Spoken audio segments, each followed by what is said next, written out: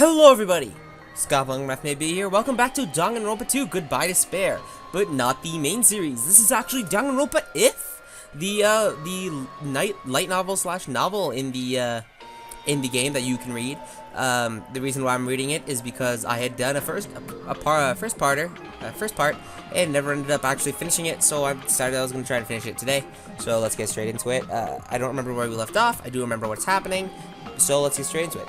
Huh? Time had certainly stopped for Mukuro Ikusaba. It was as if everything around her had frozen perfectly still. In the past, she was known as the ultimate soldier.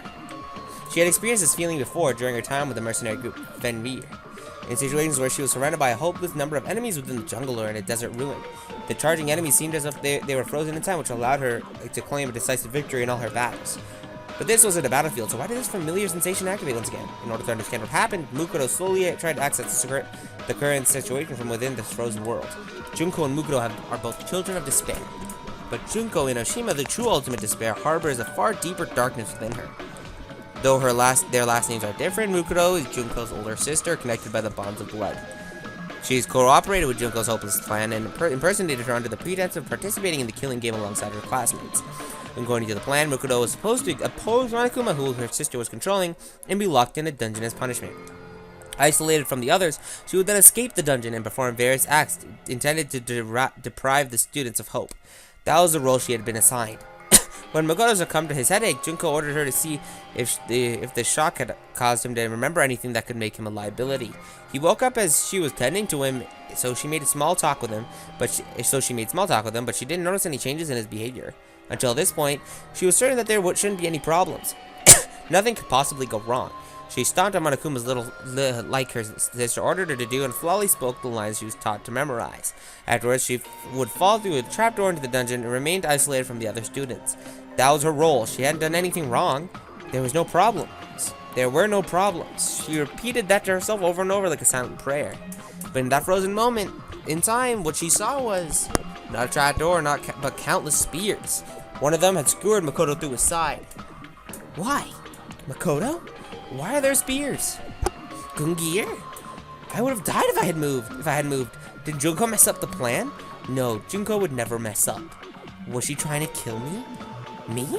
Makoto saved me? Why? Why did he say my name? Did his memories come back? Did I not realize that? Did I make a mistake? Is that why Junko got angry? Is this punishment? Is it my fault? Junko tried to kill me. Kill me. Kill me. Kill me. Slowly, time came back to her world. Mukuro could feel her face turning pale as she slowly looked towards Makoto. The students' screams rang throughout the gym. Sayako's probably the first one to scream. But who screamed first didn't matter to Mukuro. Makoto. Why? Makoto was the ultimate lucky student. He had been her castmate for past 2 years, and now he was a sacrifice to despair. Not long ago, he had given her an answer of sorts during their conversation in the nurse's office. He was just a pawn in the plan for her sister had devised, but now a feeling of doubt began forming in Mukuro's mind. What did I want from Makoto? As her heart churned restlessly, she continued to think. In return, I promise that if I do decide to kill someone, it won't be you. Was I impersonating Junko then? Or did I really mean that? When did I start feeling this doubt? Just now, the moment he saved me? Or when we spoke in the nurse's office earlier? Or when I first confronted him about the killing game before his memories returned? Or was it even before that? Mukuro stood there, confused and overwhelmed, as Makoto slowly opened his eyes, the spear still impaling him through the side. Makoto, are you okay? Mukuro is no longer impersonating her ultimate fashionista. Looking up from the floor of the gym, Makoto asked, "Why are you dressed up like Junko?" He was smiling. Maybe he couldn't feel the pain anymore, or maybe he was being affected by something else. But regardless, Makoto ignored the fact that he was dying just to give Mukuro his warm smile. I'm glad you're safe, Mukuro." As soon as she heard Makoto's weak, fading voice, something inside Mukuro snapped. From within the shell of despair she had built up, an intense emotion began flowing out. No, this is all wrong. She couldn't hold back that emotion any longer. No. And for the first time in her entire life, Mukuro unleashed a scream into the world. As Mukuro fell to her knees and clutched her head, a small shadow started walking toward her back. The stuffed animal that had been under her foot, Monokuma. The claws were extended, and he was no longer walking with his usual waddle. Instead, he moved like a beast, slyly stalking its prey as he slowly advanced within his target's blind spot. As she aimed closer to Mukuro, Monokuma raised its razor-sharp claw, crouched in its haunches, and suddenly leaped towards the back of her neck. However, just before the closed claws could reach the paralyzed Mukuro, the dark shadow moved from the side and swatted those claws away with one blow. He lunged. His lunge deflected. Monokuma was sent flying through the air, spinning wildly before crashing into the wall. Damn you! What are you trying to do? Sakura Ogami, the ultimate martial artist, had just prevented another tragedy. She stood before Monokuma and addressed him in a loud, booming voice. Not only did you attempt to kill Junko for violating school regulations, you even attacked Makoto, who had nothing to do with this. If you plan to continue acting in such a savage manner, there is no reason for us to play along with your game. Byakuya Togami, the ultimate affluent progeny, smirked condescendingly at Sakura. Fool. One could say you've now violated school regulations with your senseless actions. He looked as if he honestly did not care if his fellow students lived or died at all. Well, he merely deflected the master's attack just now, so I do not think it counts as an act of violence. Byakuya Celeste seemed unfazed as she chided him over his words. However, the banter between the two was enough to stir the stunned student to action. Makoto! Sayako was the first one to run towards Makoto, who lay bleeding from his stomach. But Monokuma stopped her, shouting in a tone of voice that seemed completely out of character. Be careful, don't get too close to those two. Huh? Guided by Monokuma's desperate tone, Sayaka and the others stopped moving about almost instinctively. The students looked around at each other. Instead of his usual playing gait, Monokuma walked towards them with deliberate, methodical steps. And then he suddenly blurted out something that took everyone, including Mukuro Ikusaba, by surprise. I'm sure you're probably confused by the situation, turn of events, but I want you guys to work together.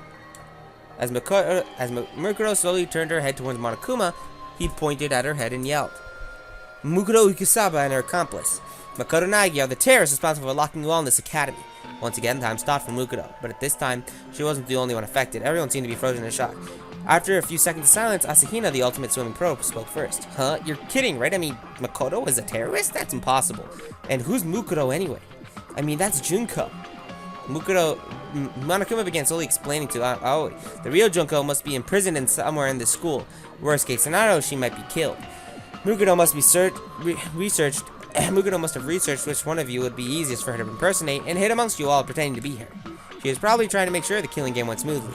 Suddenly, Monokuma's hands and feet began jerking in an awkward motion as he looked at the other students and introduced himself. I'm Bishiki Madarai, the ultimate hacker. I don't think Bishiki Madarai actually exists. I'm your upperclassman. I hacked into the academy from the outside, and I was able to take control of Monokuma's body just a little while ago. Take control from who? From the head of the terrorist organization that's controlling this robot from the outside. What? What are you saying, Junko? Mukuro trembled as she heard the words coming out of Monokuma's mouth. From the brief moment, she clung to the hope that her sister wasn't trying to kill her, but as soon as the hope was born, it was immediately consumed by despair. Junko had the power to transform hope into despair. She would never let anyone hack her that easily. There was only one explanation. Junko Onishima was pretending to be someone named Bishiki in order to frame Mukuro and Makoto. It was as though Junko was using Mukuro's survival as a branching path to lead the students to a different despair. Monokuma continued talking, telling other students more lies designed to prod them to action. On your first day of Folkspeak Academy, you guys are exposed to sleeping gas, knocked unconscious, and taken hostage. Mukuro and Makoto are probably the only operatives that the terrorists sent to the school. That means they probably know how to escape from here. And then Monokuma turned to face Mukuro. Mukuro Ikusaba was a member of a was a member of a mercenary group called the Fenrir. She's a wanted criminal who's killed over 10 people associated with the school. So don't get soft and think you can capture her alive. In fact, that's exactly what the cops told me. The moment I saw an opening, I tried hacking the trap they set and tried to kill her. But what about Makoto? Monokuma gave a cold, emotionless answer to Sayaka's question. My guess is that a measly little ultimate lucky student didn't stand a chance of defying a group like Fenrir. He was probably threatened and forced to cooperate before you enter the school, or judging from his earlier actions, maybe Mukuro seduced him. Sayaka's face went pale when she heard that answer, and she immediately stopped talking. Wow. All this could be avoided if they just went, you know you're full of shit, right? Mukuro raised his head and shouted, You're wrong, Makoto isn't a terrorist, you all have to believe me. The whole gym felt silent, and then, as if he was speaking for everyone there, Taka stepped forward and nervously asked, Well, hold on, what do you mean Makoto isn't a terrorist? It sounds like you're saying that there's no doubt that you, in fact, are a terrorist. I ask so you correct yourself at once and say, we are not terrorists. Celeste began expressing her own doubts as well. It is strange, it does not seem that odd that she is so protective of someone we all just met a few days ago.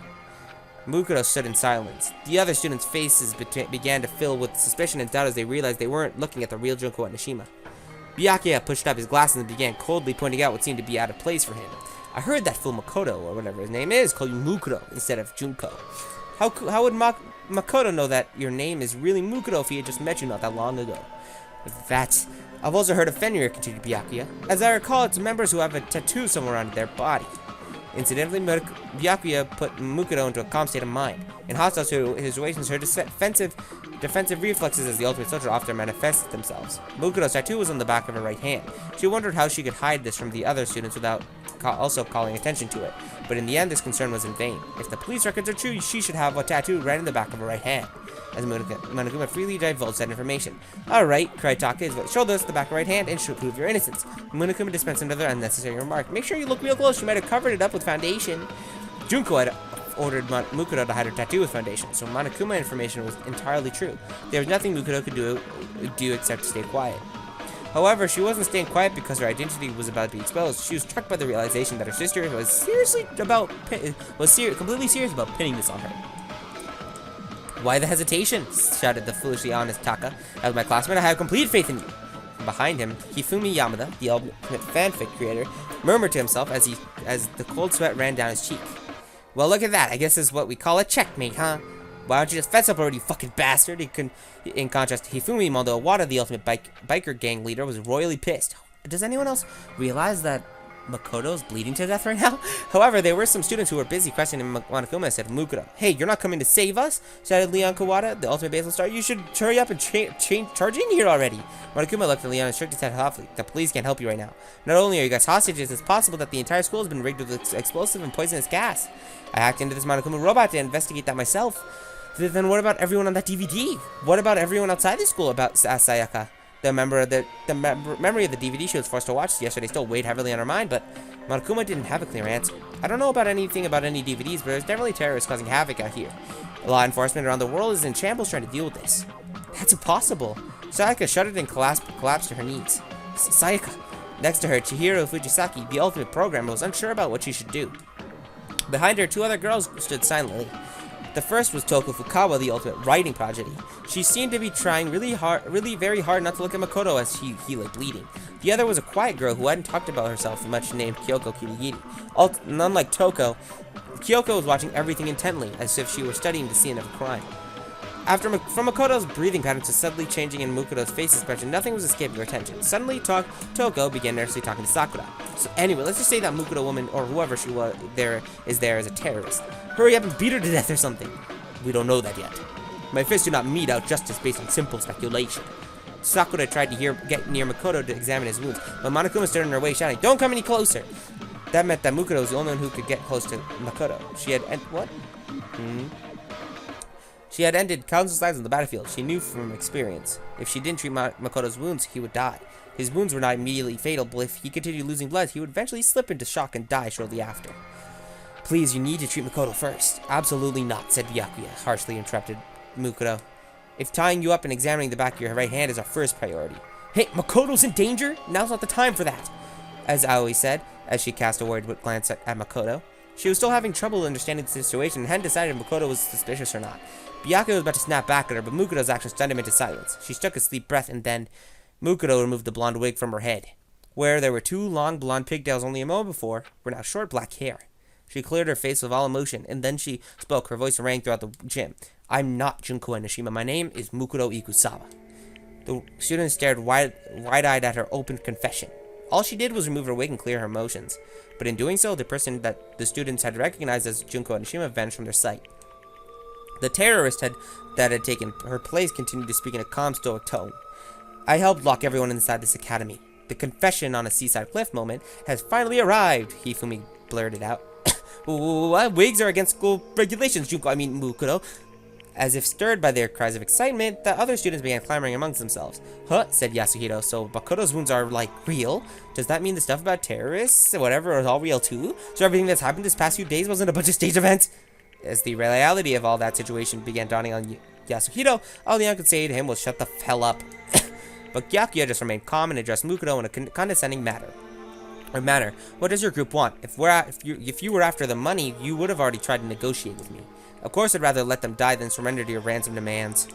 Our purpose is to fill the world with despair. Byakuya scoffed at the notion and began to speak once again. I see. Monokuma said something earlier, so that the ideology is what fuels her terrorism. It's true, if you did anything to me, you would certainly fill the world with despair. But obviously that would be impossible for you. Aoi couldn't believe what Byakuya was saying, and frowned as she muttered, "How self-centered can you be?" After confirming that Byakuya had no more questions for her, Mukuro looked at Makoto, whose breathing had slowed, and let her voice show some emotion. "But Makoto has nothing to do with this. You can't believe what Monokuma says." "What did you say, bitch?" "I don't know what the hell you're talking about. You're a terrorist, just like Monokuma said." Mukuro looked away from Mondo as continued speaking. "That's true, but Makoto isn't involved at all." Celeste coldly brushed her objection aside. "I do not think trying to protect him will do you any good. After all, we heard Makoto call you by your real name. That's..." She had no words. There was nothing she could say to protect Makoto, even though Makoto was truly innocent. Though Mukuro was the ultimate soldier, her powers were largely limited to battle. Even a normal high school student could outwit her when it comes to debate and negotiation. If she were the ultimate negotiator, she might be able to convince them that their memories had really been erased. But in her current situation, she tried to bring up their memory loss. They would think there was a desperate excuse. Even Mukuro knew that. But even if she didn't know what to say, she still knew what to do. "Right now, we need to treat Makoto first." And then she started walking towards Makoto as if nothing happens. In other words, it seemed like Mukuro had decided to abruptly change the subject. "Hold it, we will immediately take Makoto to the nurse's office for treatment. However, we must tie you up." This was Sakura's honest demand. But there was no way Mukuro could accept it. If she was separated from Makoto, there'd be no telling what Monokuma would do to him. And because between Mondo's hot temper and Byakuya's cold heart, Makoto could easily sustain further injuries under the pretense of interrogation. Furthermore, among these students, Mukuro knew she had only one who had experienced treating wounds during her time with Fenrir. After mulling that over, she narrowed her eyes and went silent. Her mind was made up. She was determined to fight her way out of here and escape with Makoto. "I apologize, but I need you to fall asleep right now." As she said that, Sakura instantly positioned herself behind Mukuro. She was completely within her blind spot. To her normal person, it would seem like Sakura had suddenly vanished. After moving faster than any human being could see, Sakura equally fast hands launched a blow towards the back of Mukuro's neck. However, "Sorry, Sakura, but I need you to get out of here." Mukuro parried Sakura's fist with a spinning roundhouse kick. Sakura raised an elbow to unexpected counterattack. Mukuro tried to use the momentum of her kick to sweep Sakura's feet from under her. However, Sakura dodged and instinctively struck back against Mukuro's pivot leg. But Mukuro was faster and jumped up, aiming a tornado kick at Sakura's chin. Sakura deflected her attack with one arm, then both combatants slipped backwards, glared, and charged simultaneously. Every blow they dealt was parried and countered by the other, and though they were both unarmed, the sounds of the battle echoed through the gym. It was like a typhoon had been compressed to the air size of a car and set loose in the gym. The other students were powerless to stop them. All they could do was stare at the breathtaking dance of death unfolding before them. Is it like that? What? I don't think. After 10 minutes had passed, the enormous sound of one final impact rang through the gym. The two warriors leapt back once again and breathed heavily as they stared each other down. My mistake. Though it's only been a few days, I cannot believe I did not notice such an impressive fighter was among us. In addition to the surprise Sakura felt, it was as if the battle had left her energized. Mukuro, on the other hand, looked down at her arm, confirmed that had been wounded during the battle, and thought to herself, "She's strong. I don't think Sakura is even taking this seriously right now." Despite being constantly surrounded by firearms, blades, and traps, and explosives during her time with Fenrir, this was the first time she'd ever been wounded. Mukuro was powerless before the might of the woman known as the ultimate martial artist, and the strongest woman in the world. Just as I thought, I can't beat Sakura with my bare hands alone. If she had been directly ordered to kill Sakura, Mukuro would have been opted to either snipe her from a distance or poison her. At this point in range, she would need an assault rifle just to stand a chance. "I don't have time for this." She looked at Makoto and confirmed that his breathing had grown even shallower. "I need to hurry." But at the moment, she had no one to turn to for help. Suddenly, Mukuro had an idea. It was true that gaining an ally in this situation was impossible. However, she could still turn the one person into her enemy's enemy. Mukuro took a deep breath and charged at Sakura. Then she immediately faded and charged at a different girl. Toko had been cowering in fear from the battle between Sakura and Mukuro in the corner of the room. "This is bad." Sakura was caught off guard when tried to run after her, but Mukuro was one step ahead and reached Toko first. "Why me?" "I'm sorry." "Wait, hold on." Mukuro jabbed Toko in the solar plexus, and she fell into her arms. Taka and Aoi yelled out of shock. "This is bad. She plans to use Toko as a hostage?" "Toko!" In contrast to her shocked faces, Byakuya just snickered and coldly remarked, "Aren't you fooled? Do you really think we'd care if you take someone we just met a few days ago as a hostage?" Mukuro just softly glanced at Byakuya and replied, "You didn't meet her a few days ago." What'd you say? You met her 2 years ago. Byakuya scolded. Mukuro ignored him and held her bloody arm in front of Toko's face. And then she yelled into her ears, "Wake up, Genocide Jack." She seemed so random and out of place. Why would Mukuro mention the name of a notorious serial killer right now? The students looked at each other with confusion when suddenly Toko, who had been groaning in pain, suddenly kicked out off the floor of the gym with renewed vigor. She leapt into the air much higher than any normal human would have been able to. While hovering several meters in midair, Toko twirled faster than a professional figure skater. This caused her skirt to flutter, revealing multiple pairs of sparkling scissors. Countless tally marks were scratched onto her legs, like a kill count carved into a fighter jet. Oh, if not for the situation, Toko's glamorous jumps and spins would have been a sight to behold. The girl formerly known as Toko Fukawa cackled wildly, and her eyes sparkled as her absurdly long tongue flopped out of her mouth.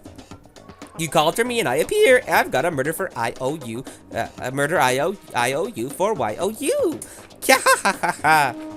Toko? The situation had changed so drastically that even Sayaka, who was silent up until now, spoke up. Hey, you flash in the pan. Don't treat Genocide Jack like that, depressing little four eyes.